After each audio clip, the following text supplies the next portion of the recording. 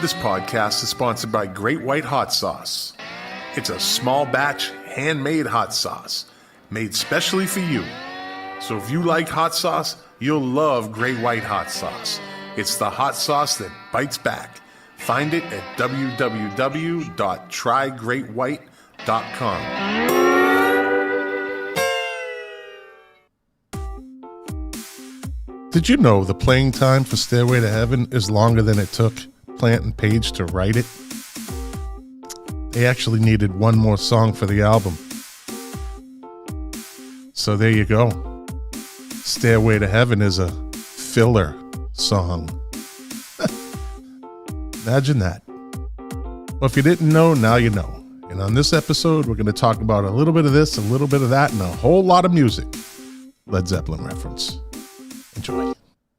5, 4, 3, 2, 1, 0. All engine running. Liftoff. We have a liftoff.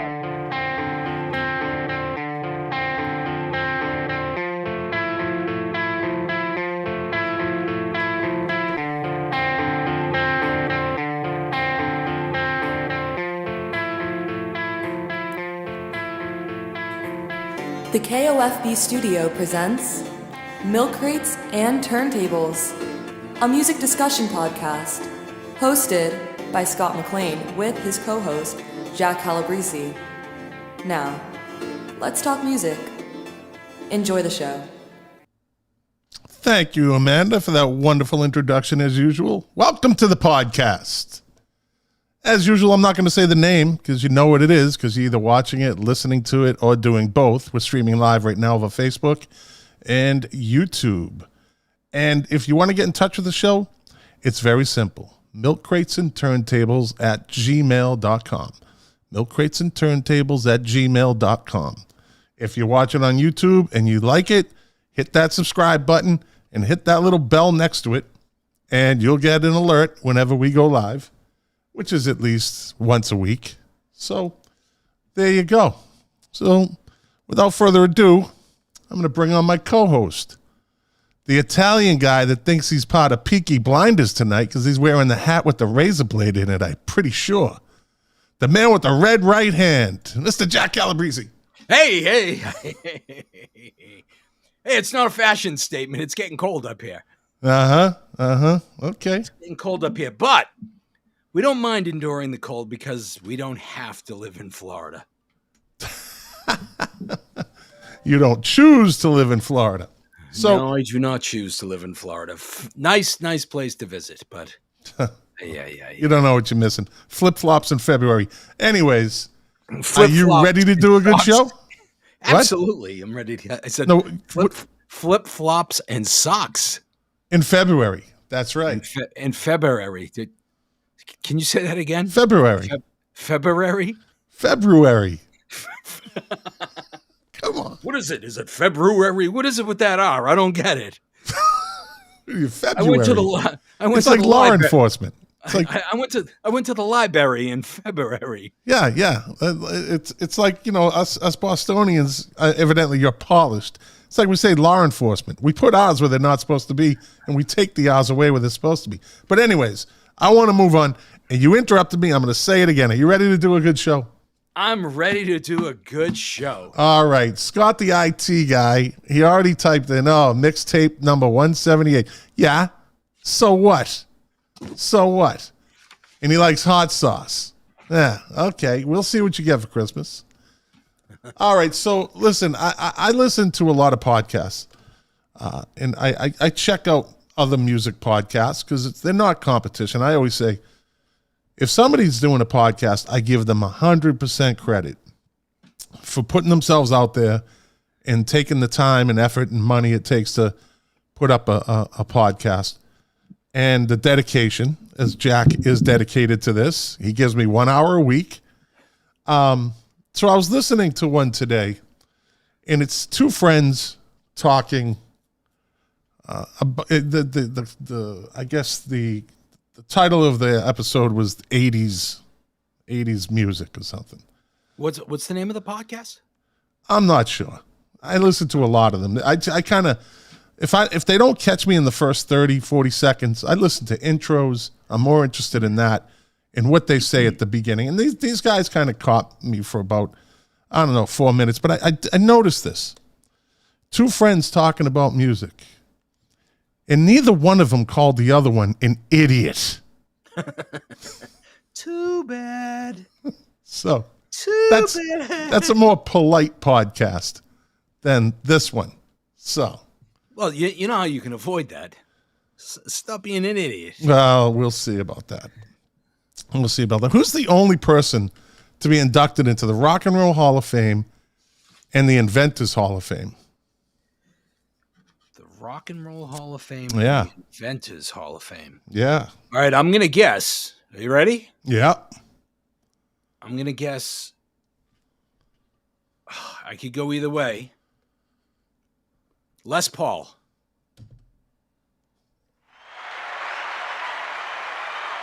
Good guess. Ding, ding, ding, ding, ding, ding, ding, ding, ding. Yeah. It's pretty interesting stuff. I had the opportunity to meet Les Paul one time. Did he push you out of the way and say, take the picture if you can, like Chuck Berry did? He did not, but this was an interesting encounter. So Deborah and I had moved to just outside of Los Angeles, and my boss had connections to whoever it was over at the House of Blues, and I told him that I wanted to go and see Les Paul. So he got me tickets. He got me 2 tickets. I didn't know anybody. We had young kids, so Deb couldn't even come, so I ended up going down there by myself. And when I went to the will call and picked up the tickets, they gave me an envelope with tickets, and they gave me these 2 wristbands. And I didn't really know what the wristbands were. I just thought that they let me go on the floor and whatnot. And I was kind of walking around, and some guy goes, "What are you doing down here?"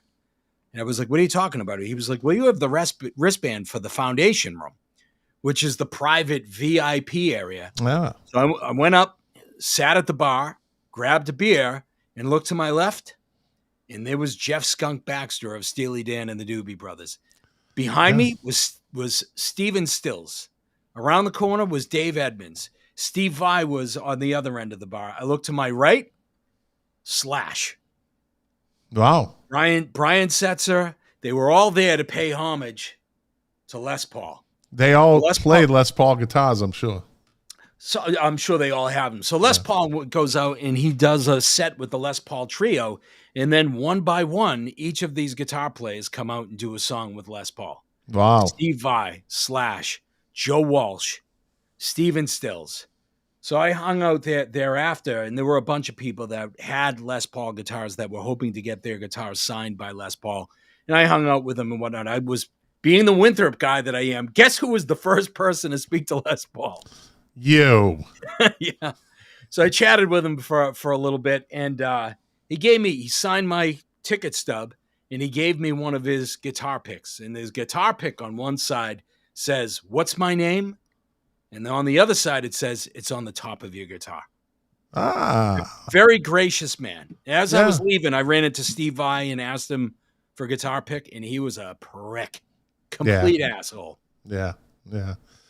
Well, I had a brush with fame at the Hilton Hotel in East Boston in Orion Heights. I sat at the bar with the great hardcore wrestling legend Terry Funk. Yeah. Drank a beer with Terry Funk. Yeah. Smoked a cigarette with him, too. The hardcore legend. Yeah. Wow. That's just me and him. It's a great story. You guys get some nachos, too? At the Hilton in East Boston. And if the people knew what the Hilton back then looked like. Yep. Me and Terry Funk, the hardcore legend. So screw Les Paul. Oh, come on. The guy's dead, and he was a legend. Did you know that he's actually not only in the Rock and Roll Hall of Fame, but the Inventors Hall of Fame? Get out. Seriously. Get out of here. How do you know these things? That up.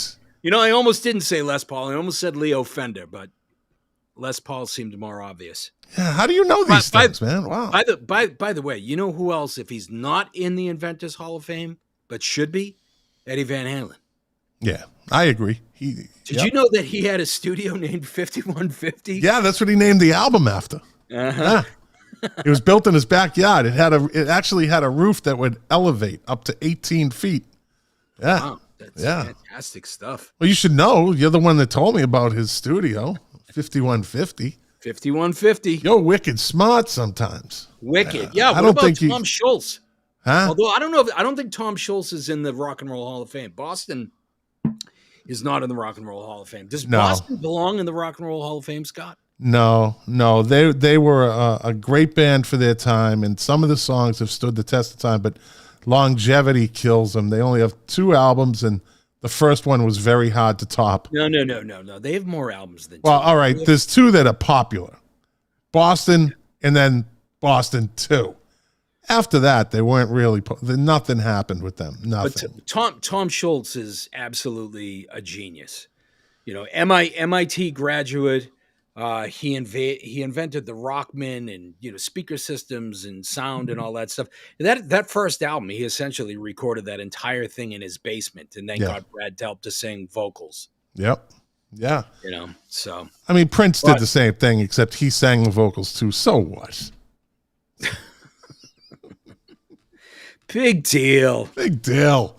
I don't think they belong in the Rock and Roll Hall of Fame off of, again, they're living off one album. You know, well, one of them's not living anymore, but that's another story. Do you think that the band Boston is more influential, more popular, had more success, whatever it is, than Joan Jett? Oh. I'm a Joan Jett fan. I think. Yeah, me too. We've had that discussion about the Runaways. Okay, name 10 of Joan Jett's songs. Just let me go get her greatest hits. You know, Cherry Bomb. You want to go back to the Runaways? No, that's the Runaways. So yeah, that's what I said. If you want to go back to the Runaways, I don't know if that counts. All right. By the way, more influential. Joan Jett, not a great inventor. No. She invented her look, if that means anything. But the 80s, everybody was inventing their look. She took Patti Smith's look. No, Patti Smith looked like a hobo. Yeah, that's right. Baggy clothes and raggedy hair. And Patti Smith is not a looker, okay? She never was, never will be. No, but Patti Smith did the whole leather jacket thing and the raggedy clothes just like Joan Jett did. Yeah, because she fit that. Her looks fit that style, you know. So I couldn't see Patti Smith in a dress and I don't see it. And she has eyes like Marty Feldman, so you know.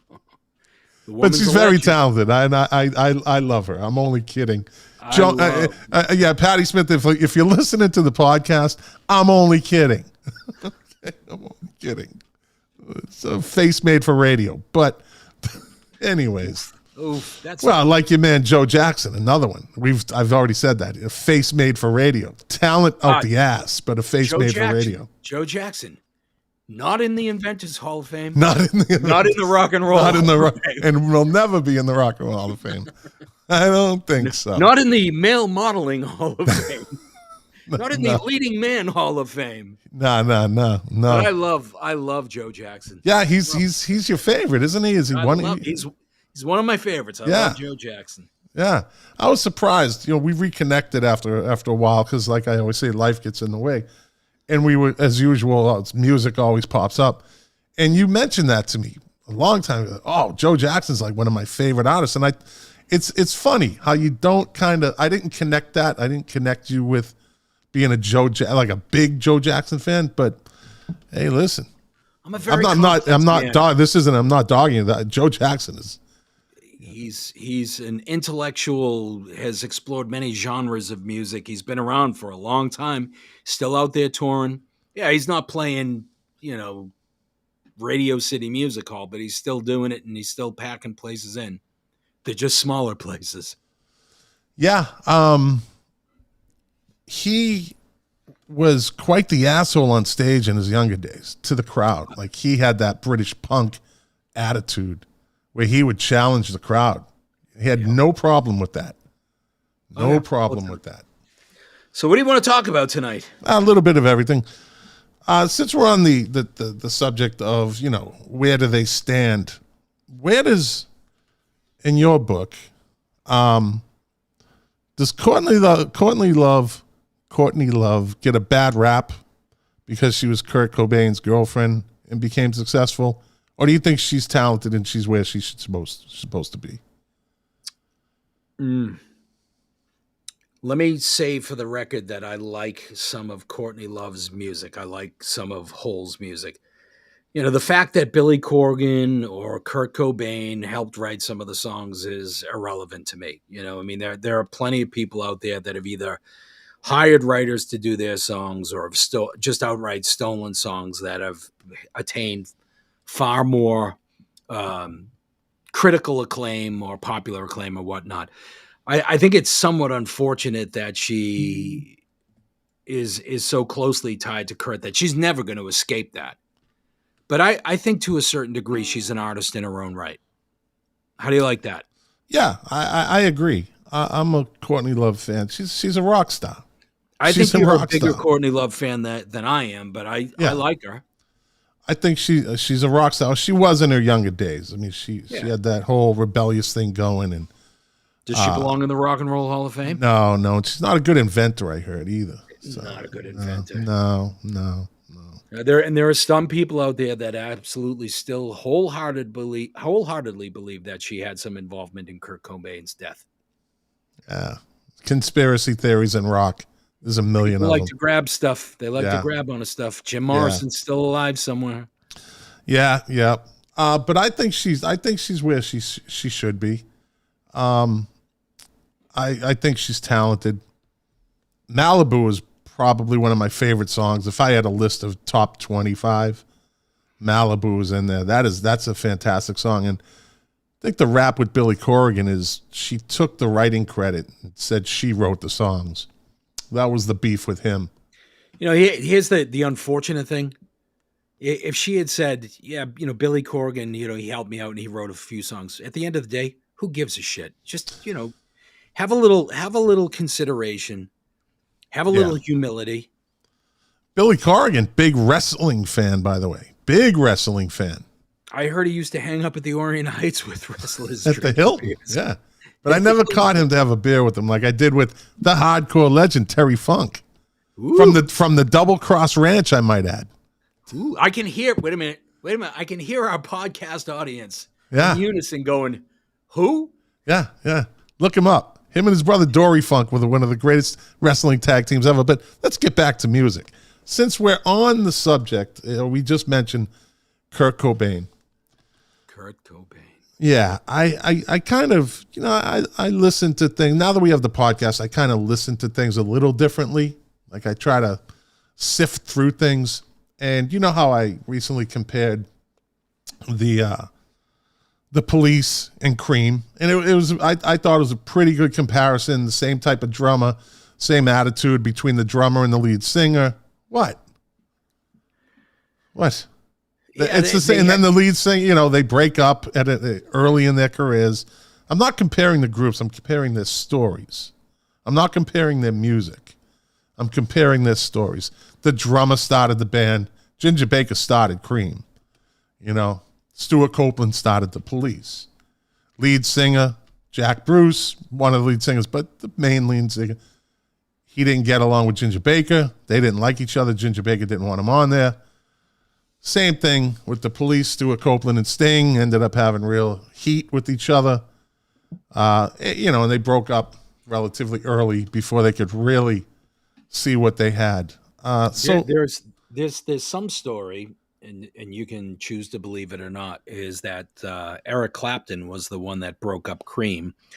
And I'm sure it had to do with, money and tensions within the band and all that. But he actually claims that one of the reasons why he broke up Cream was because he had actually heard the debut album of the band and said, that is the direction that music is going in, not what we're doing. Yeah. Well, either way, the stories were comparable as to how they started, how they kind of ended. So I was listening to Nirvana, and the Pixies were a big influence on Kurt Cobain. Huge. They were a big influence on a lot of bands. Right? Huge. So I started great Boston band. Yeah. So I started kind of taking a listen, and if you listen to the Pixies, and you listen to Black Francis, the lead singer, right? and Kurt Cobain. Do you think Kurt Cobain kind of took a little bit of that style from Black Francis, that nasally kind of? I don't know, man. I don't think he took a little. I think he took a lot. Okay, all right, yeah. He didn't just pull from the Pixies, but he blatantly, like, I think it's "Come As You Are." Yeah, the same riff is an old Killing Joke song. Mm. You know, he lifted a lot of that stuff, and I think he was somewhat unapologetic. You know, that even something like "Smells Like Teen Spirit" kind of had the same cadence, the same really soft part, and then breaking into All Hell Breaking Loose, and then going into a soft part, and then All Hell Breaking Loose was lifted directly from the Pixies. Yeah, and if you look at the band, Chris Novoselic, the least talented player in Nirvana, probably wouldn't be the bass player in most rock bands, but he was there at the right place. He's no Kim Deal. Kim Deal is the real deal. No, but you know what? Your proficiency on an instrument is it's important, right? But the chemistry in the band is equally as important. Nirvana is not Nirvana with Kurt Novoselic or Chris Novoselic. Chris Novoselic. Yeah. Chris Novoselic. But I think he was just in the right place at the right time, and any other bass player could have been in there, as long as they were mellow and cool and let Kurt do his thing. And I've said it once, I said it a million times. How talented was Kurt Cobain when your drummer was Dave Grohl? You know, but one of the most talented guys in music today. What I'm trying to say is that there's something to be said for chemistry, right? So I think the last episode you and I talked a little bit about REM. Yeah. And REM's drummer, Bill Berry, didn't sing, didn't write lyrics or whatnot, but when he left that band was never the same. Right. I agree with you as far as chemistry goes, but again, Chris Novoselic doesn't even look like a rock star. He's this big, tall, goofy. Not anymore. Classic MTV.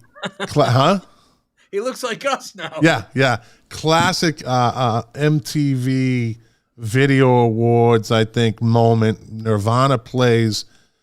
Chris Novoselic throws his guitar in the air, his bass guitar, and tries to catch it. It comes down on his head. Yep. And he goes down like a ton of bricks. Yeah. Classic. It was the best. That's up there with that video of the Rolling Stones when someone runs on the stage and Keith Richards swings his guitar at him. Yep. You know, that's rock and roll. But Novoselic was just an idiot. He's an idiot. But Kim Deal is, I think she's a great musician, talented artist. Her and her sister started the Breeders, right? They did one album, I think, the Breeders. A big hit was Cannonball. I think her sister had a heroin issue. Yeah, so I don't know if they only did one record. If it was more than one, it was only two. Yeah. I'm pretty sure they only did one, and that was it. Because, like I said, her sister was a heroin addict, so that's never good for a band, you know. No. But so I was thinking recently. I was thinking back. I heard a Smash Mouth song, right? And that brought me back to, so I first heard the song Walking on the Sun in 1997, right? I loved it. This is, it's got the reverb on the guitar. I love that sound. Along with synth. You know that, right? Did I ever tell you that? Yes. Did I like synth? Cynthy Lauper. Cynthy Williams. Could I set you up any better for that? Yeah. Anyways, so I go out and I buy the CD, right? And I pop it in and I listen to Walking on the Sun because I do dig that groove, right? A kind of beach type sound, surf sound. The rest of the CD sucked ass.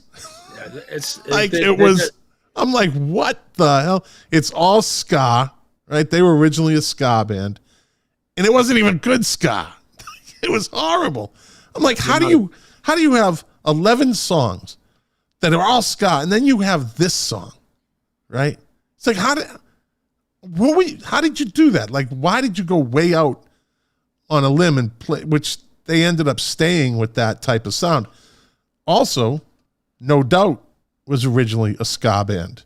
Yep. And they did the song I'm Just a Girl. Gwen Stefani blew up, She kind of took over the whole face of the band. And they never went back to doing ska. They kind of dabbled in it in some of their songs. But for the most part. But did you ever have one of those albums, one of those CDs where you just go out, because back then, remember, we couldn't test out these things. Yeah. There's a couple of bands like that. But for the record, I was never a Smash Mouth fan. That song was okay. But the funny thing is that's not even the song that they're known for. They're known for the cover of I'm a Believer, which is even worse. Yeah. But exactly. I've had more than my fair share of albums where I was like, oh my God, this is going to be a great record. And on the album, there was one, maybe two good cuts. Do you remember the band Everclear? Yeah. Father of Mine. Yeah, but yeah, they had a couple of good songs. They came out with Santa Monica, and I was like, oh my God, these guys kick ass. Yeah. And the rest of the record sucked. There you go. And they had a couple of they had a good run, man. They actually had a good run. We talk about the beautiful Deb. She hates and has always hated that band. And the other one that comes to mind that's wait, who's the band that we talked about last week that Deb she loves the song Safety Dance, but she hates the band Everclear. Okay. Yep. Yeah. Okay, Deb. And this is the woman you merged your record collection with? Really? It is. Her records are far, far cooler than I am. Good for Deb. Deb's a wonderful girl. But the other band that comes to mind, and this is going back even further, or farther. Do you remember the song "Welcome to the Boomtown"? Yeah, "Welcome to the Boomtown." That was done by. I'd be impressed if you come up with this one. Oh, I know it. Two of the same name. Not was it Mr. Mister? Nope. No. It was. All right. I don't want to waste time trying to think of that. David and David. David and David. Yeah. But I bought that. But give me credit for Mr. Mister. Yeah. I loved that song and bought that record. Yeah. And it was just one of those where that was really the only good song on the record. And you never heard from him again. No. All right. Well, okay. We have a question from Jen Locke, wife of Scott, the IT guy. Right. What is your spouse's, or the beautiful Deb, we'll call it, top 3 favorite bands? So Deb, wow. Oh, buddy, you merged record collection with her, okay? Don't tell me you don't know her 3 favorite bands. Deb listens to so much music. Well, we know it's Men Without Hats has to be one of them, right? that it's hard to. She loved The Cure. Okay. She was a huge Cure fan. She loved Bauhaus and Peter Murphy. Yeah. And she loved the band. Nobody will know this band, but she loved the band Japan. So Japan was obscure 80s band. Obscure early 80s band, part of the new romantic movement, and the inspiration for Duran Duran. Yeah. So, I mean, I could name some others. She's a big Tom Waits fan. She loved Echo and the Bunnymen. She loved the first 2 Kings of Leon albums and hated everything thereafter. Well, we talked about that, yeah. She loved the first 4 U2 albums and hated everything thereafter. All right. Good answer. What about the Good Doctor? Not really a music girl. She likes soundtracks, like from Wicked, play like soundtracks from Broadway soundtracks, and all right. She's very, very mellow music, very easygoing. I don't know how she puts up with my music, although she does like Depeche Mode. So that's an interesting thing, and I don't want to to run away with this topic, but Depeche Mode will come on the radio and a song, and she's like, "Oh, I had this cassette, in the Philippines." I'm like, "Really?" She goes, "Yeah." Oh, it's something a little early. She goes, "My brother used to have that." Then you go back a little further to like say some 60s and 70s, and she's like, my father used to play that on his record player. So she comes from a little bit of music family that liked popular music, but she never really like she never like went out of her way like I do to I mean, she likes Morrissey. I don't think she has a choice in the Smiths. That was kind of like if she married me, so she had to marry that. She had to marry Morrissey, which I don't think he dig that. I don't know where he goes. All right, moving on.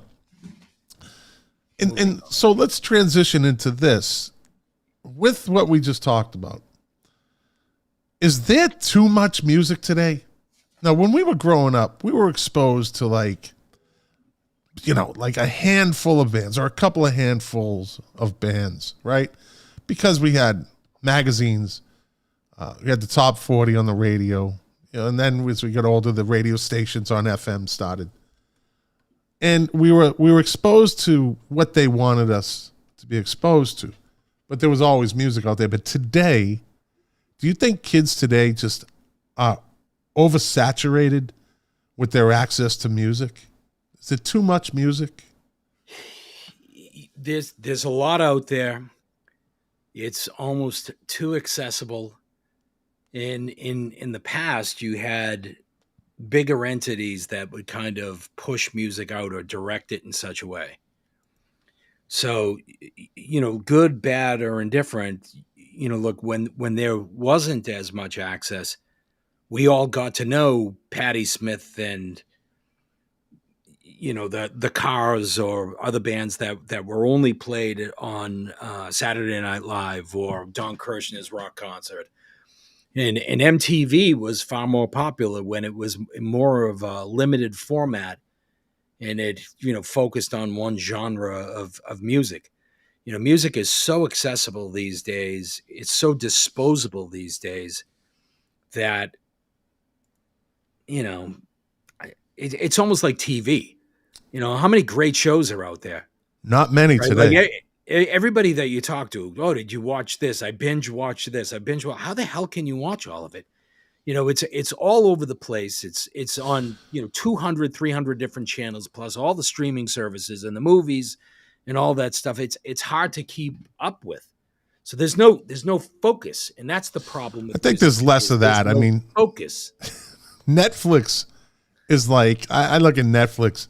It's like an 80s video store. There's a lot of shit in there, but there's a couple gems that are still on the shelf on Friday night at 7:00, But so we were exposed to who they wanted us to be exposed to, unless you were into like we were into local Boston bands. Fortunately, we're in a city that had a lot of good local bands. But today, I think these kids can't focus, and you just said it, like focus. I don't think they can focus. I think they get inundated over social media, YouTube. Like my daughter doesn't even listen to radio. She listens to Pop 100 on Sirius, but she has all these songs. I'm like, where do you hear these songs? Like, you're not playing music in the house. YouTube. Yeah, sure. That's where they get their, look, YouTube and. But part of it is where you and I are.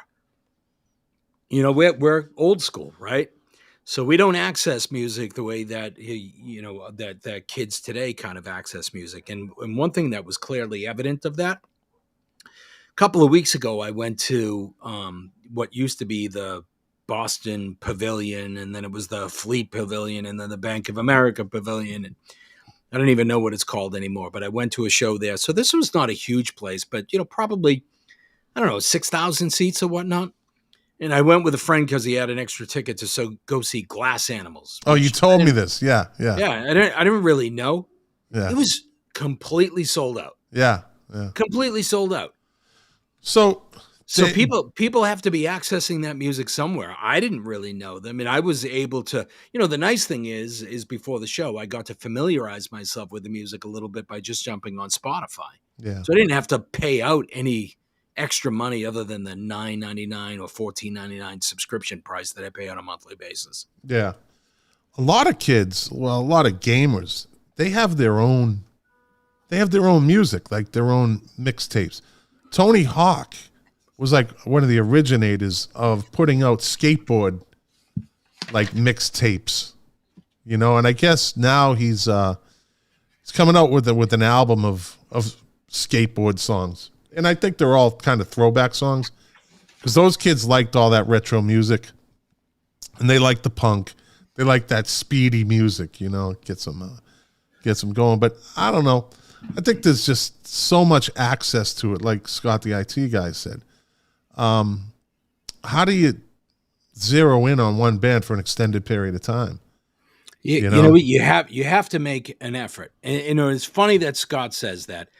And even Bob Doucette just said that you'll never get a whole album, which is great, again, like the bands of the past.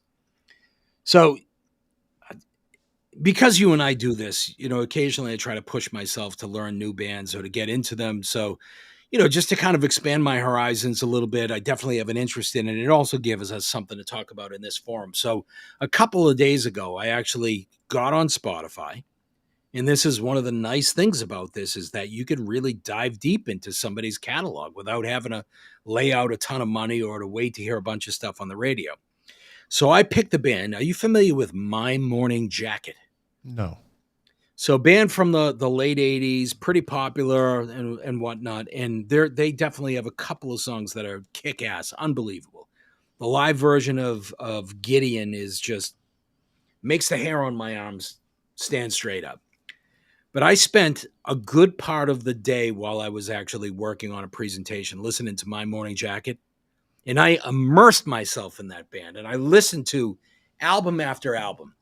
And after a good 6 or 8 hours, I realized that I fucking hate My Morning Jacket.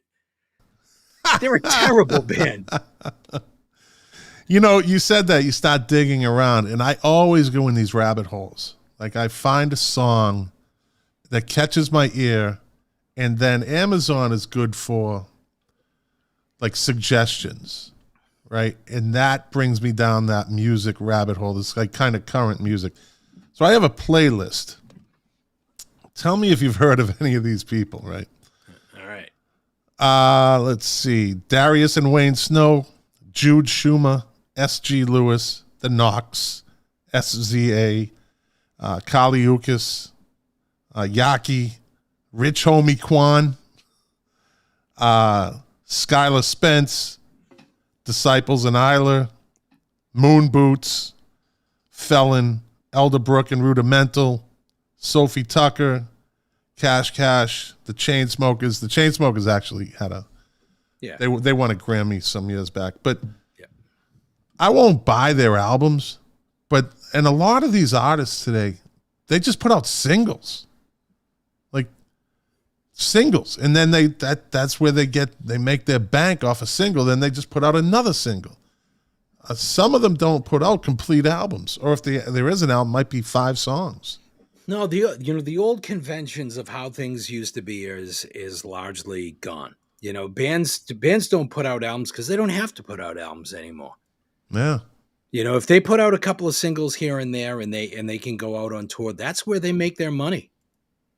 Yeah. You know, that's where they make their money. Dave Phillips, friend of the show, he's a big Matchbox 20 fan. And he says Matchbox 20 albums are all good. I got news for you, Dave. No, they're not. They're not. So I wish we could talk to Dave Phillips, but I'll ask you. For some reason I got into this week, Scott. I got into how bands got their name. So we can start off with, do you know how Matchbox 20 actually got their name? It's not an interesting story, but just kind of. I have zero interest in Matchbox 20 or the guy that sings Rob Thomas. Whatever. Rob Thomas and those other guys. Yeah, whatever. I have no interest. Never did. One famous guy and all of those other guys. Matchbox 20. So the drummer was a guy by the name of, I think his name was Paul Doucette. When the band was first formed down in Orlando, so they were originally called like Tabitha's Dream or something like that. But the drummer, to make ends meet, was a waiter. And there was a guy that he waited on that was wearing a softball jersey with the number 20, and he had a patch on it, a Matchbox patch. And that's where the name came from. I'm so fucking glad you told me that story. Now I'm you can so sleep well. glad. God, you're just a wealth of knowledge. Do you want another one? Sure, just fill my head. I need it. I mean, you're just amazing tonight. Yeah. So there's a band that you may know called Korn. Yeah. Now, do you like Korn? I do. Okay.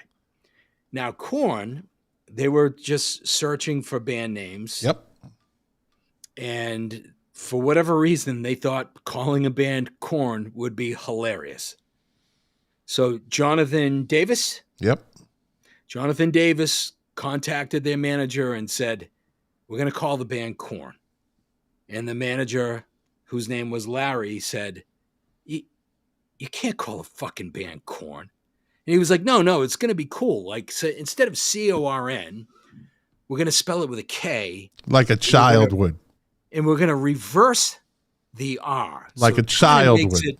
It makes it a little bit more ominous and a little bit kind of creepy and scary. No, they said they wanted to do it like a child would write it.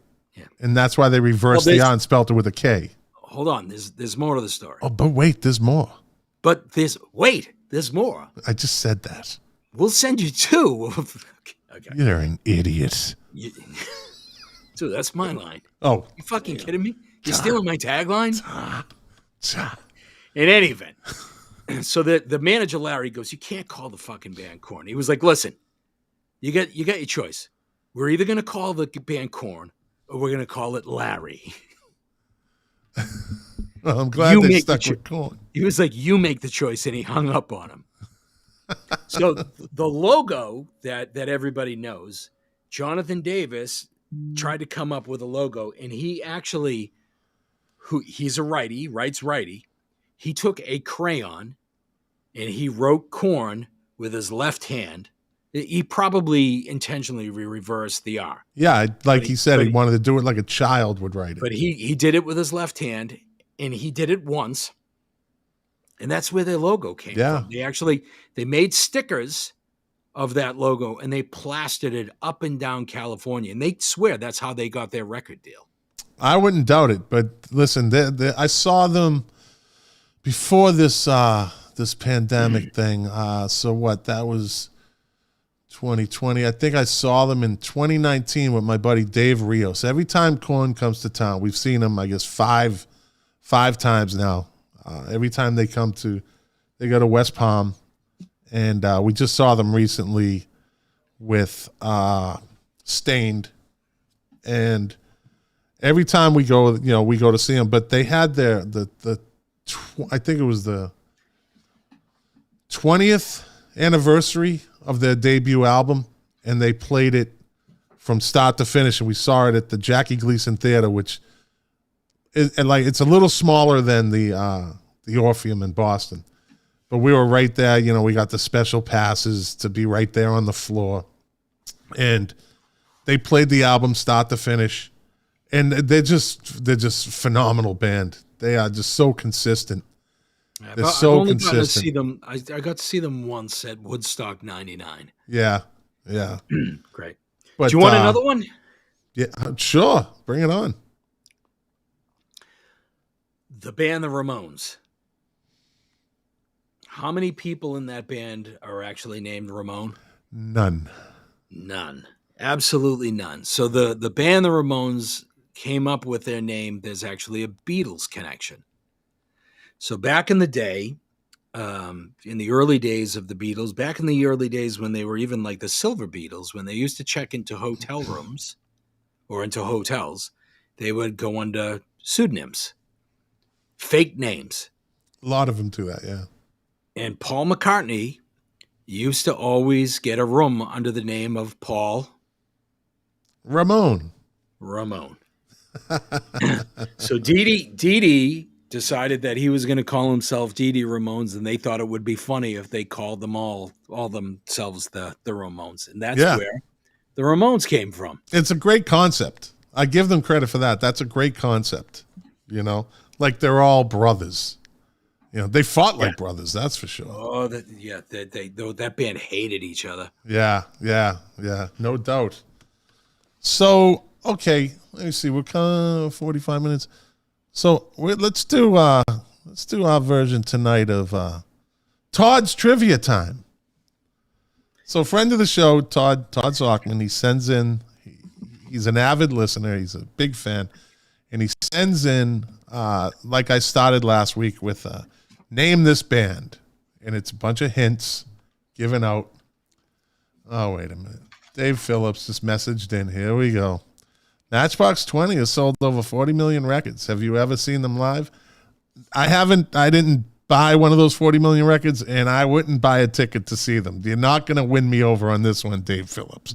King of the 45s. Dave, you got a friend over here, brother, because I have seen them live, and I do have a couple of their records. They're not a deep band. They're not an edgy band. They're a great pop band. No more, no less, but they have some great songs. Did you just pull the good cop, bad cop thing here on purpose? Like, I just got done dogging him and, hey, Dave, I'm the nice guy on the show. I'm with you, buddy. Matchbox 20, rah, rah, rah. I listen to Matchbox 20 while I go painting. Listen to you.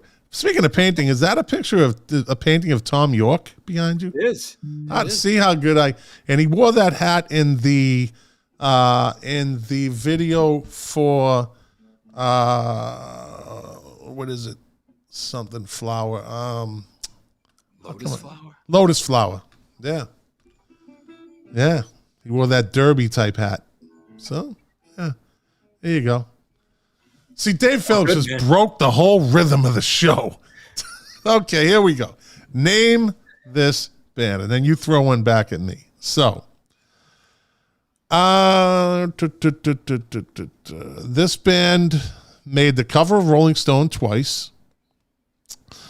John Belushi was an early supporter and produced them on stage when they played at the Peppermint Lounge in New York in 1981, shortly before they released their debut album. One of the band members has appeared in several films, including Bill and Ted's Excellent Adventure and Star Trek IV, The Voyage Home. Any guesses yet? I know he was a big fan of the band Fear, but I don't remember ever seeing them on Rolling Stone magazine. Or in the movies. One of the band members went on to co-write songs recorded by Miley Cyrus and Selena Gomez. The first show this band played together was in 1978 in a basement of a porn theater, a club called the Mask Club. This band received the 2,444th star on the Hollywood Walk of Fame back in 2011. After seeing the Sex Pistols live, this band recalled this pivotal moment saying, "These guys are our heroes, and they kind of sucked." Yet this disappointment made the idea of forming a band far less intimidating. And so in 1978, they decided to form a band. God damn it. They toured as an opening act for the Police. And it wasn't the Flock of Seagulls or the Fix like we saw in Schaefer Stadium. Let's see. I'm going to give you the big hint now. All right. On August 5th, 1982, the band appeared on the cover of Rolling Stone. They've actually made the Rolling Stones twice. First posing in their underwear. Oh, this is the a band called the Go-Go's. There you go. That took far longer than it should have. Well, Todd was. You know what threw me off is that man, I don't recall the John Belushi connection. Listen, these things aren't easy. No, it's not easy to pull it right out of your ass. Like, okay, I know that. You did fairly well last week. No, the bigger question is why do you know that? That's true. Yeah. Like, so you got one for me? I do. So Toddy Boy sent me, I kid you not, Toddy Boy. Sweeney Todd? 8 fucking pages of notes. Big Head Todd? Isn't that the name of a group? Big Head Todd? Big Head Todd and the Monsters. Come on, great band. Yeah. You know Big Head Todd and the Monsters? Yeah, I do. How do you think I know that? Come on. So he sent me, I kid you not, like 8 or 9 pages. It's all different fonts that he obviously cut and pasted from all over the fucking place. So do any of your friends fucking work? He's a retired chief of police, actually. No, dude, you shouldn't call him that. Oh, I'm sorry. You said retired. Okay. Yeah. That's good. Oh, that's bad. That's whew. So the thing that he sent me was the top 10 female artists as ranked by the weekly Billboard charts. And he's asking if you can name any of these. I actually think that this is really kind of a difficult thing to do. But if you think of women groups, girl groups, if you will, in history, so going back way into the 60s and that type of thing, can you give me single artists or No. just bands? Female bands? Okay, all right. And there's one band that we talk about a lot that's not on this list. That's not on this list. All right, let's go with the Supremes. Number 1 on the list. Yeah, the Supremes. Give me the Supremes. Let the pigeons loose. The Runaways.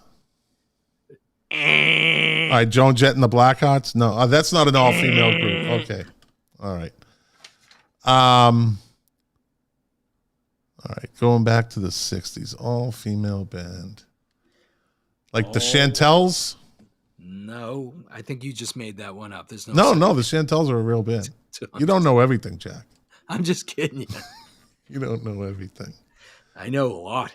All right, let's see. Female band. So I'll give you a hint. There's a lot of them. There's a lot of them that were from the 80s and early 90s. Vixen? Oh my God. No. So these women bands, female bands were high on the Billboard charts. I don't know if Vixen ever visited the Billboard charts.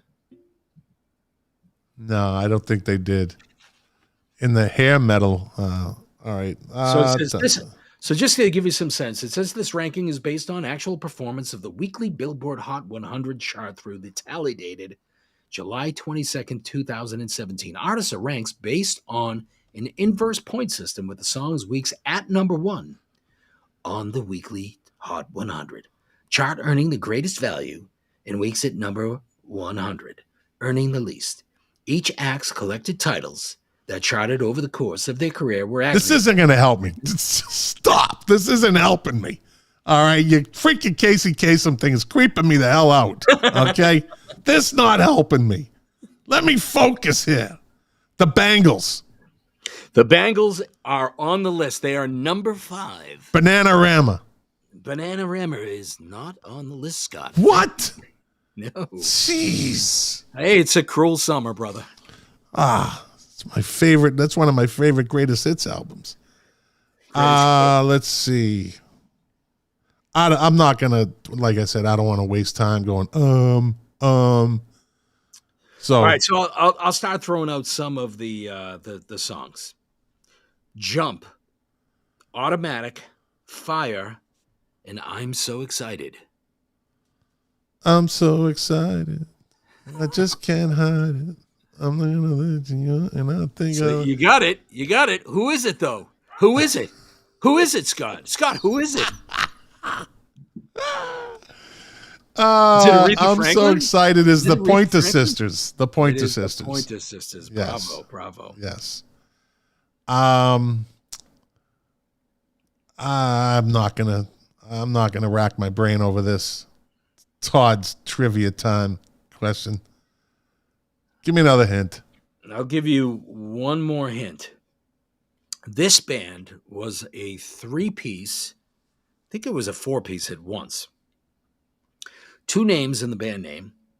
The lead singer went on to be one of the biggest artists in the world and currently is regarded as such. Also married to a very famous hip-hop star. One of the more influential couples. Oh yeah, that's Beyonce with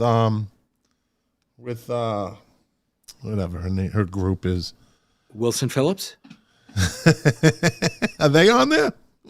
They are on there. They are on there. That's right. Yeah, they're number 7. Yeah.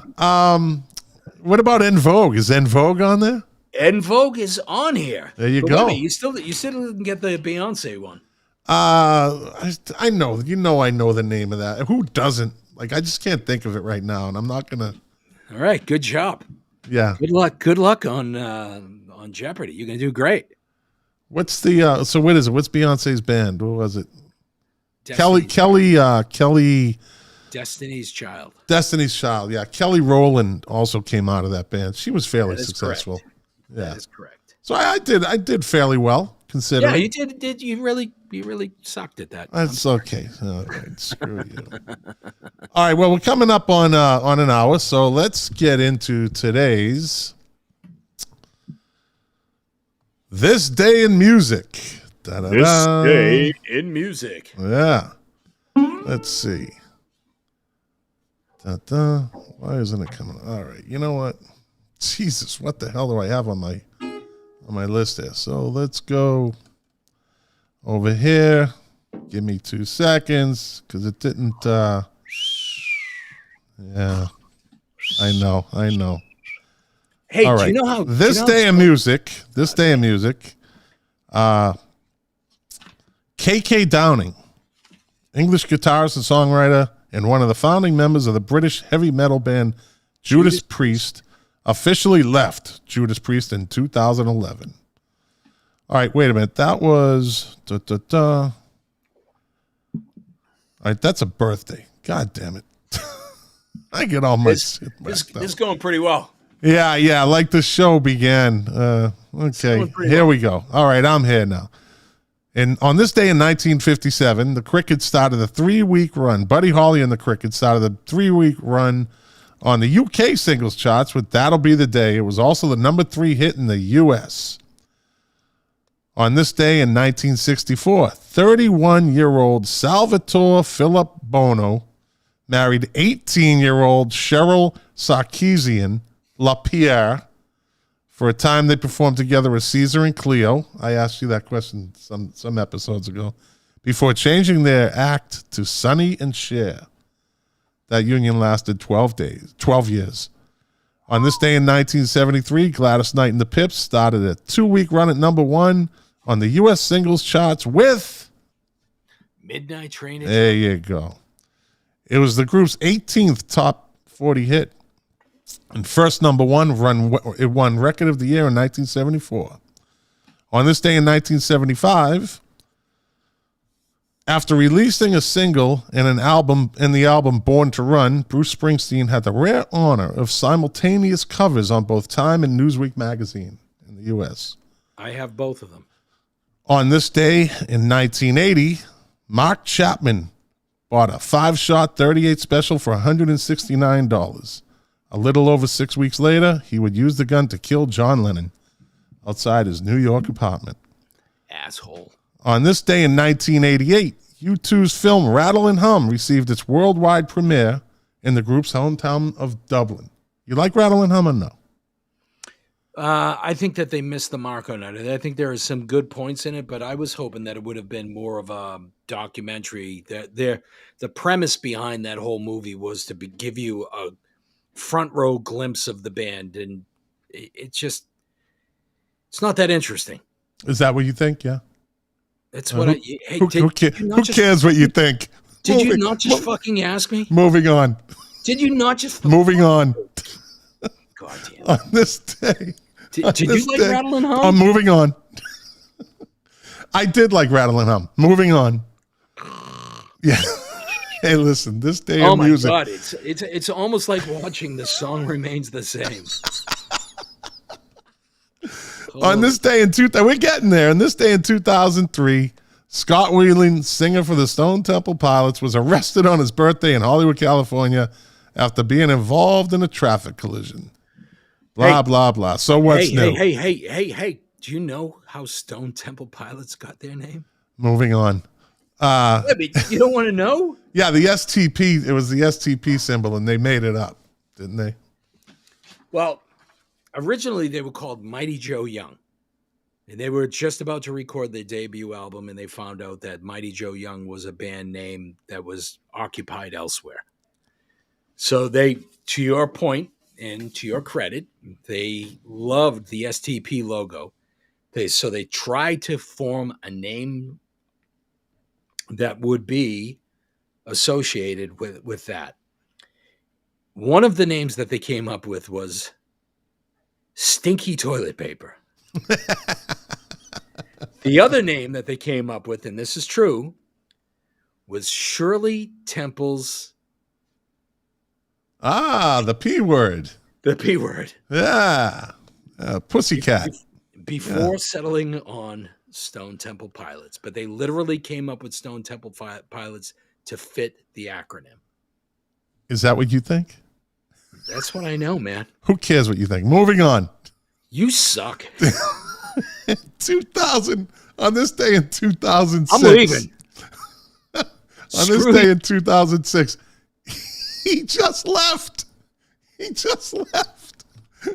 Jack, he walked off the show. Okay, listen, I know you went to your safe space for about 10 seconds. I know you need a safe space. Moving on. On this day in 2006, Amy Winehouse, the late, great Amy Winehouse, released her second and final studio album, Back to Black. The album spawned 5 singles: Rehab, You Know I'm No Good, Back to Back, Tears Dry on Their Own, and Love is a Losing Game. It won Best Pop Vocal Album at the 50th Annual Grammy Awards. Back to Black sold 3.58 million copies in the UK alone, becoming the UK's second best-selling album of the 21st century. Worldwide, what happened to that woman? I know. Worldwide, the album. Isn't it strange that you actually talk about her immediately after you talk about Scott Weiland? Because same deal, man. You know, sad stories. Yeah, sad story. That album has sold over 20 million copies. It's a great record. Yeah. Great record. Let's see. It was a sad day on this day in 2013. Velvet Underground frontman Lou Reed died at the age of 71. An admitted hard drinker and drug user for many years, he underwent a liver transplant in Cleveland in April 2013. Afterwards, he claimed on his website to be bigger and stronger than ever. Guess not. The thing I loved about Lou Reed was he was a completely admitted asshole. Yeah. Had no tolerance for people, no tolerance for fans whatsoever. He just couldn't be bothered. If it wasn't for Lou Reed and Iggy Pop, David Bowie wouldn't have been popular. His persona was arranged around Iggy Pop and Lou Reed. Those were like he was. They said David Bowie wasn't a great artist, but he was great at picking great parts out of artists and implementing them, cherry picking them, and putting them into his performances. He was a great chameleon. And hey, listen, it worked for him, and he was a great artist. But on this day in, one of the best. Yeah. On this day in 2014, my group, who should be in the Rock and Roll Hall of Fame, I am championing their cause, and I have been for years. Men Without Hats. No, the Pet Shop Boys. Always on my mind. What? Always on my mind. Cover song. Listen to me. Will you let me finish? Cover song. You're an idiot. You're an idiot. The Pet Shop Boys, Always on My Mind, was voted the top cover version of all time in a BBC Music vote. The song was written by John Christopher, Mark James, and Wayne Carson. It was first made famous by who? Elvis Presley. No, before him. Willie Nelson. Brenda Lee. And Elvis in 1972. Johnny Cash's cover of Nine Inch Nails' Hurt came in second place, followed by the Stranglers version of Dionne Warwick's Walk On By. That's a great version of that song. That's a good version of that song. The Pet Shop Boys do not belong on the Rock Listen, Hall of Fame. Jimi Hendrix's take on Bob Dylan's All Along the Watchtower came fourth. Jeff Buckley's cover of Leonard Cohen's Hallelujah completed the top 5. Listen, the Pet Shop Boys and what about Tainted Love by Soft Cell? Yeah, I know. No, I agree with you. Yeah. On this day in 2016, this is an interesting story. A letter John Lennon wrote to the Queen explaining why he was returning his MBE, and I'll get to that in a minute, was found tucked in a record sleeve from a 10-pound car boot haul. So in England, I guess they tow cars. They call it the boot or whatever.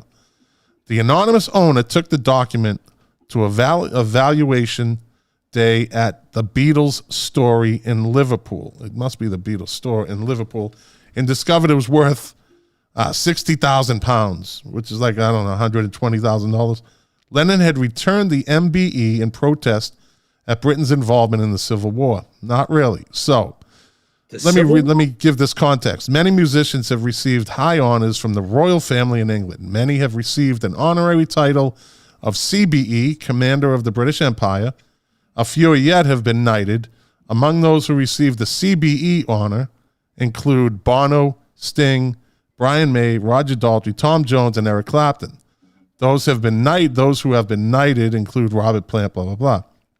Interestingly enough, several artists have turned down such honors as the CBE and knighthood. David Bowie, Keith Richards, Paul Weller, all turned down the honors. John Lennon turned down becoming a member of the Most Excellent Order of British Empire. That's the MBE.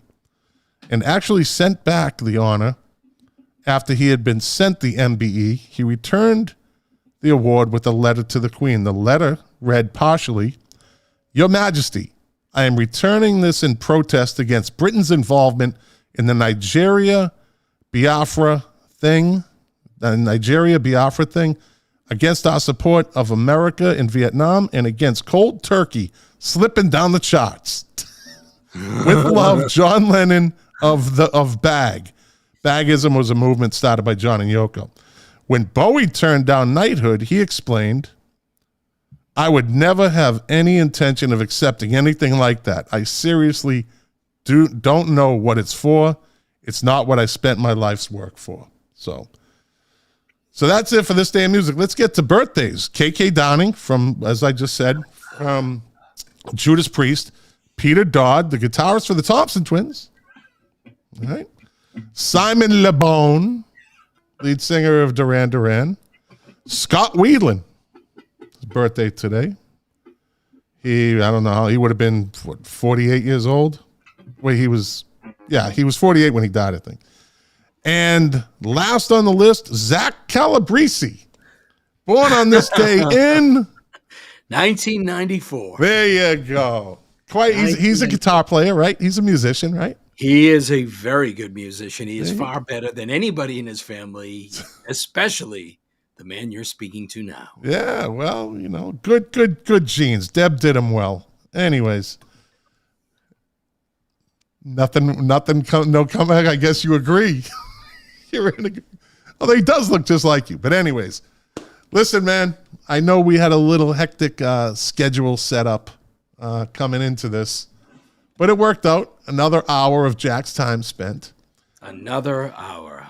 Yeah. Scott, the IT guy, actually sent in the outro. As the Moody Blues say, another day's useless energy spent. Do you think Nights in White Satin has aged well? Yes. Really? Now, what I don't think has aged well is the poem at the end. Yeah. Breathe deep, the gathering gloom. Do you know like it all? Some getting stoned in the basement stuff, listening to that. Do you know it all? Do you know the whole thing? Yeah, but I'm not going to start doing it. I want to get out of here. Breathe deep, the gathering gloom. Watch lights fade in empty rooms. That's wrong. Anyways. People look back and lament. Another day's useless energy spent. Yeah, old people wish they were young. Whatever. Go fuck yourself. Go smoke some hash. Go smoke some hash. Up yours, you goddamn moody blues. Yeah. Okay. So Scott the IT guy says, thanks for watching yet another mixtape. I don't think he likes these mixtape episodes, but he's stuck with them. Maybe next week we should actually talk about something. Well, we'll see. We'll see. Support the show by buying some Great White Hot Sauce. Also take a minute to tell a friend about the show. Like and subscribe and have a great night. Remember, if you want to contact the show, milkcratesandturntables@gmail.com. You'll find us on all streaming platforms. I just added this on to Blueberry and Podchaser. And hey, Scott, congratulations on 4,000 downloads. yeah, we've hit 4,000 downloads in 29 episodes. That's not bad. We should do something special at 5,000 downloads. We might have a giveaway at 5,000. We might have some giveaways. Or we could do the 5,000th. When the 5,000th download happens, we'll do the next show with no shirts on. Only if Scott the IT guy elects to come on with us. I quit. I'm out. That's it. So I'm out. All right. And by the way, Bob Doucette wrote in TLC, and I believe they were probably on that list also. They were definitely on that list. Yeah, they were definitely on that list. They were probably number 7. Number 2. Number 2. Wow. Okay. Considering they didn't really see a lot of that money, Pebbles stole it from them. But anyways, Lopez. Once again, Jack, thanks for your time. I appreciate it. We will be back next Wednesday night. Same bat time, same bat channel. And for the podcast listeners, we will be, we'll see you on Thursday. So good night, everybody. Good night, Jack. Stay on for 1 minute. We are. Don't have to. Nope, I'm not gonna. Oh, gee, you're an idiot. Good night, everybody.